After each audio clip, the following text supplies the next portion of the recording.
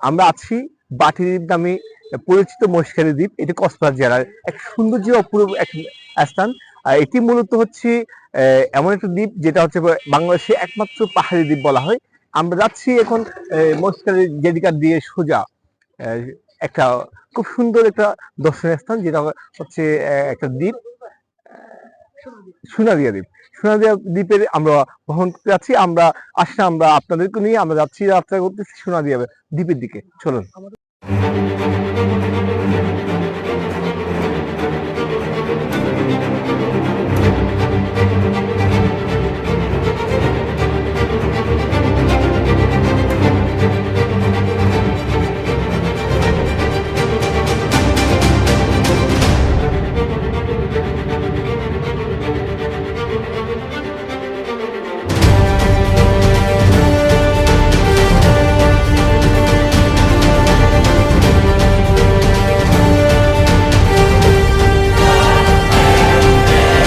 আমাদের সাথে আছেন একজন সম্মানিত ব্যাংকার, যার মুশফিকুর রিপমি।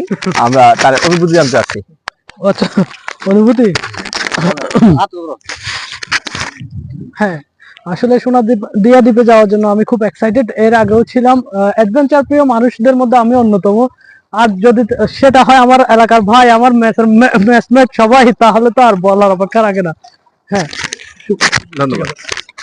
আছেন একজন প্রবাসী, আমাদের প্রবাসী যোদ্ধা রবিউলকে আমরা কিছু শুনতে যাচ্ছি। আসসালামু আলাইকুম। দীর্ঘ 6 বছর প্রবাস জীবন কাটার পরে বন্ধু বান্ধবদের সাথে একটু সোনাদিয়া দ্বীপ ঘুরতে যাচ্ছি। মানে মনের ভিতরে আনন্দটা অনেক, যা বলে বোঝানো সম্ভব না। তো যদি থাকে আমার বেস্ট ফ্রেন্ড, যদি থাকে আমার বন্ধু তুল্য ভাই, আর যদি থাকে আমার বড় ভাই ব্যাংকার, তাহলে তো আর কিছু বলারই নাই। ধন্যবাদ। আমরা সোনাদিয়া দ্বীপের সম্পর্কে একটু জানাতে চাই।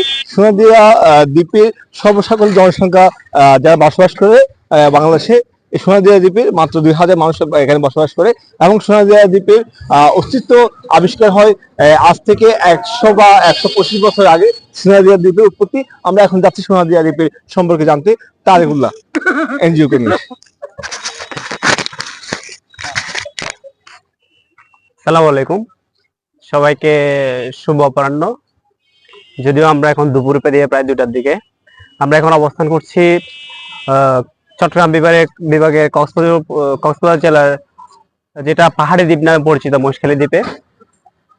এখানে বিশেষ করে যেটা নিয়ে বিখ্যাত, এখানে একটা প্রাচীন বুদ্ধ মন্দির আছে, এবং এটা দেখতে গেলে এখানে প্রাচীন অনেক ইতিহাস রয়েছে। যেমন এটা একটা দ্বীপ হিসেবে গড়ে ওঠে প্রায় 1500 খ্রিস্টাব্দের দিকে।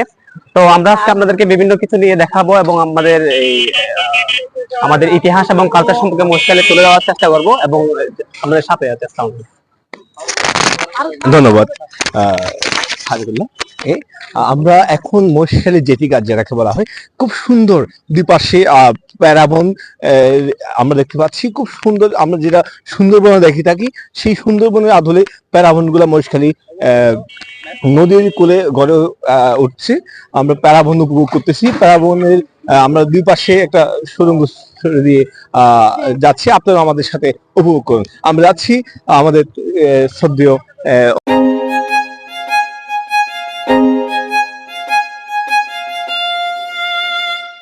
দর্শক মন্ডলী, আমরা আছি কক্সবাজারের 6 নম্বর ঘাট নামে পরিচিত জেটি ঘাটে।